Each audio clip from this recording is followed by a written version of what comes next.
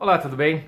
Nesse vídeo você vai descobrir 3 maneiras que você pode utilizar para saber se uma ação já caiu bastante de preço e se agora vale a pena comprá-la. Caso você não me conhece, meu nome é Bruno Kataoka, eu invisto na Bolsa de Valores desde 2005 e sou fundador do blog e do canal Investidor Lucrativo. Seja muito bem-vindo.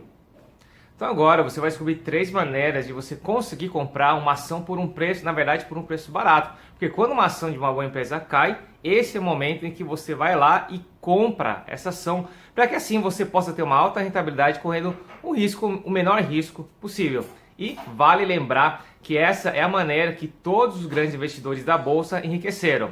E eu estou falando de investidores como Warren Buffett, Luiz Barsi, Lírio Parisotto e muitos outros aí, tá? Se você for analisar o método de investimento deles, a estratégia por trás do método de cada um deles, você vai ver que todos eles se esforçaram ou criaram uma maneira para comprar, para saber quando uma ação de uma boa empresa já caiu o suficiente, de modo que isso justifique uma compra, certo? Então, a primeira maneira que você pode utilizar para saber quando uma ação já caiu demais é um método conhecido como valuation.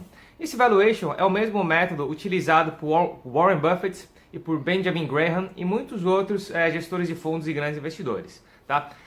E nessa metodologia você na verdade vai trabalhar para descobrir qual o valor justo que uma ação deveria ter.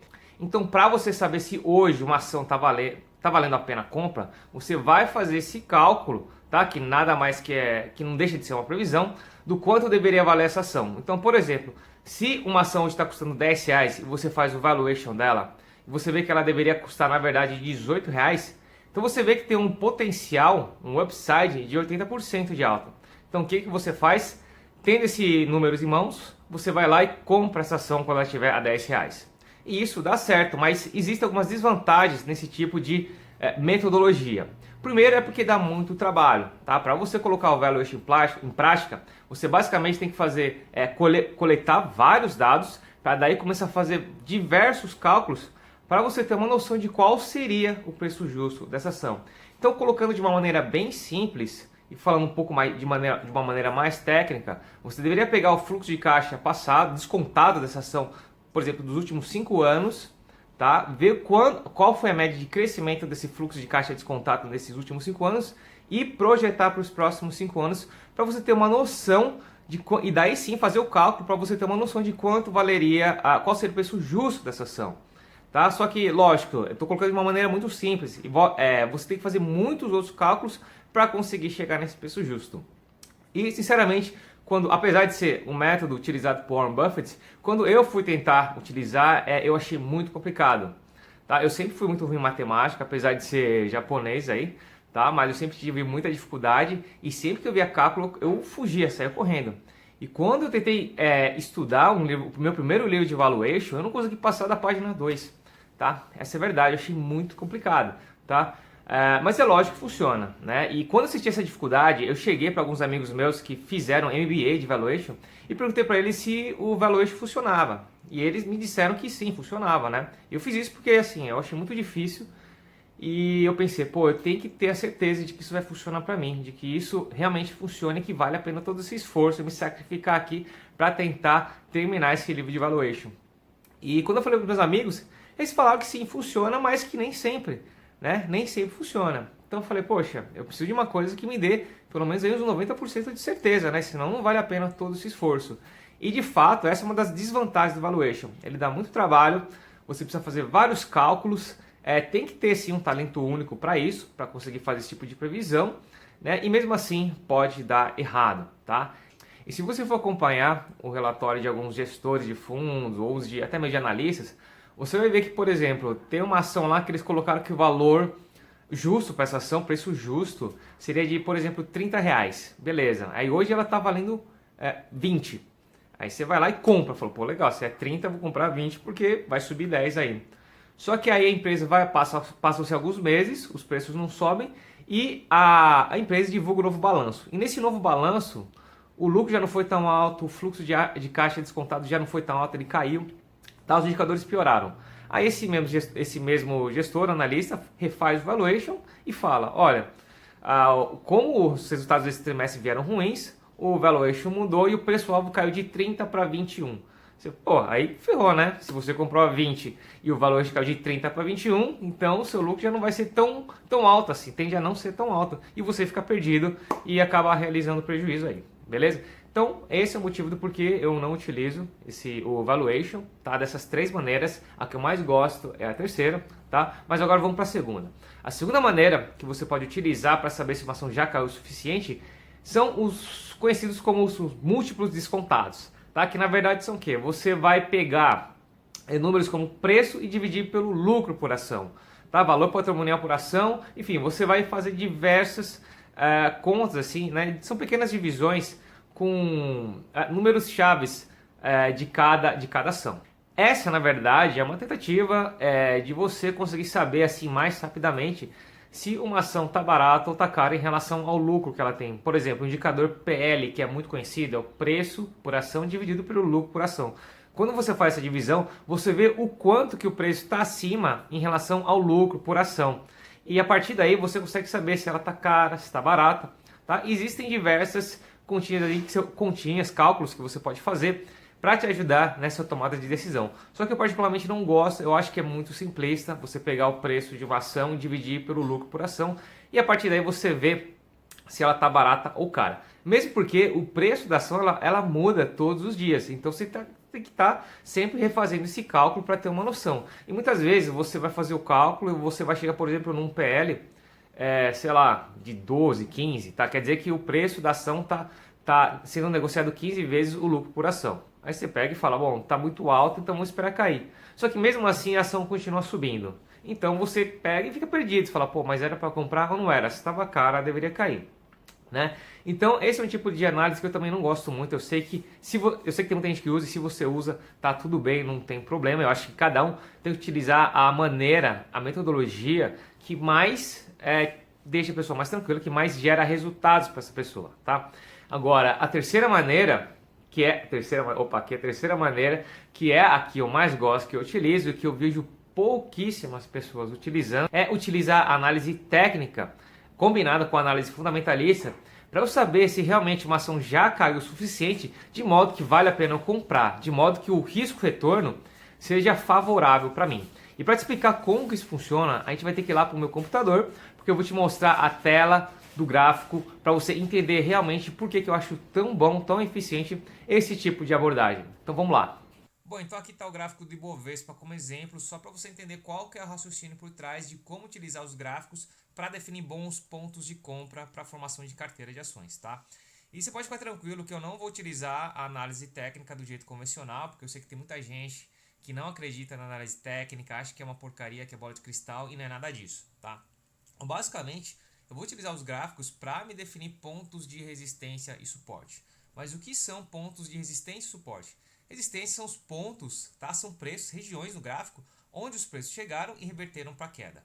Tá? Então, por exemplo, vamos pegar aqui essa crise de 2008 como referência. Os preços tinham vindo desde 2000 subindo, tá? Subindo e caindo, chegaram num ponto que desmoronaram. Então, essa ficou sendo a resistência, tá? Que é uma região onde os preços chegaram e não conseguiram mais subir, pelo contrário, eles desmoronaram. E o contrário da resistência é o suporte, tá? Que é a região onde os preços caíram, não conseguiram cair mais e voltaram a subir. Que no caso foi também em 2008, aqui quando o Ibovespa fez um fundo, tá? Então olha só, agora você já sabe que na resistência os preços tendem mais a cair do que subir. E no suporte os preços tendem mais a subir do que continuar caindo. Então daí você conclui que os preços vão estar mais baratos aqui próximos ao fundo, tá? Mas presta atenção, não estou falando que é para você adivinhar a mínima da mínima, não é isso que eu estou falando para você tentar fazer, mas sim você conseguir comprar a preços mais justos, tá? Mais próximos ao fundo, mais próximos ao momento de reversão, ok?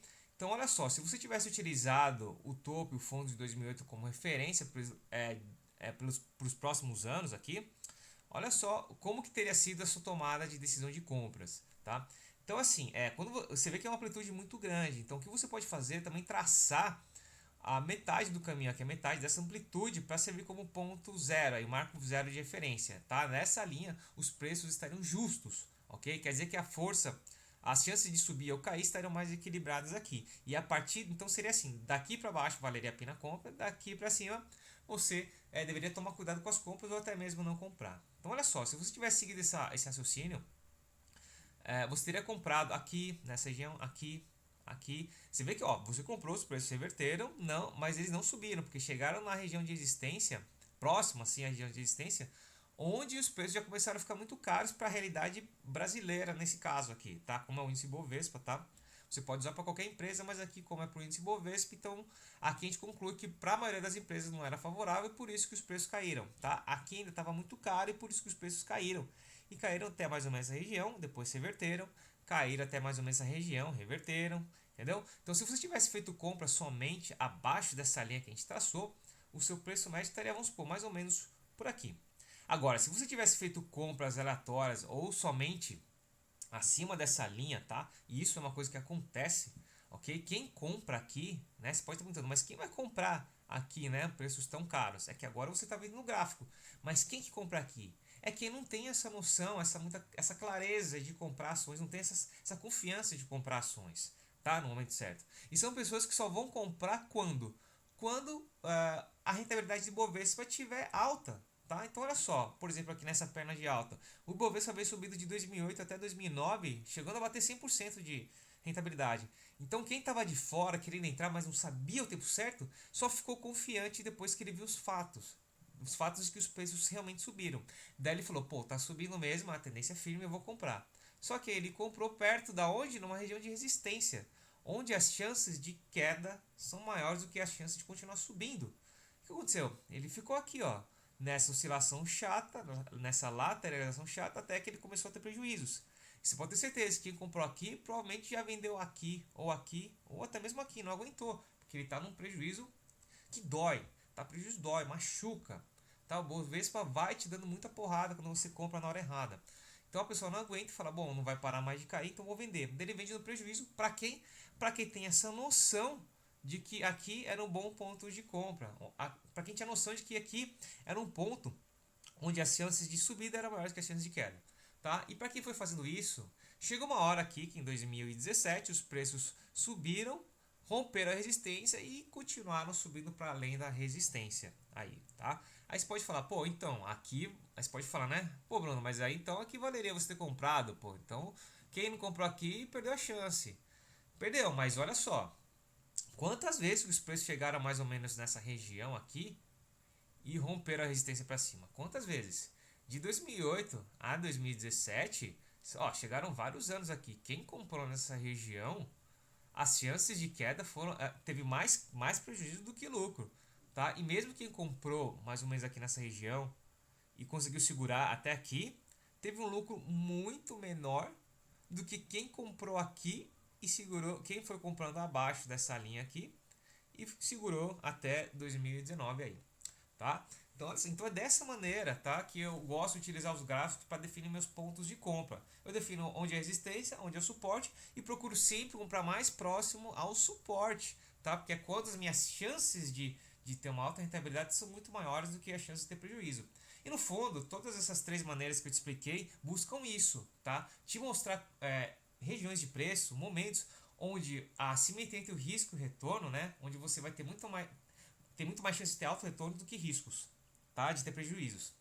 Então assim, e na bolsa você não trabalha com certeza, somente com probabilidades, tá? E o gráfico vai te dar essas probabilidades, essas chances de sucesso de uma maneira, na minha opinião, muito mais rápida, muito mais eficiente e lógico, e se der certo, você vai botar muita grana no bolso. E se der errado, pelo menos você não ficou o dia inteiro fazendo inúmeros cálculos, correndo atrás de dados, tentando achar alguma coisa nos fundamentos que justificasse o preço de compra, tá? Você não teve que fazer nada muito complicado. Tudo que você teve que fazer foi olhar para uma imagem gráfica, tá? É aquele negócio, uma imagem fala mais do que 1000 palavras e mais do que 1000 cálculos, tá? Porque aqui você simplesmente viu que os preços estavam mais próximos do suporte e que no passado foram bons pontos de compra, tá? Porque formaram-se esses fundos intermediários aqui.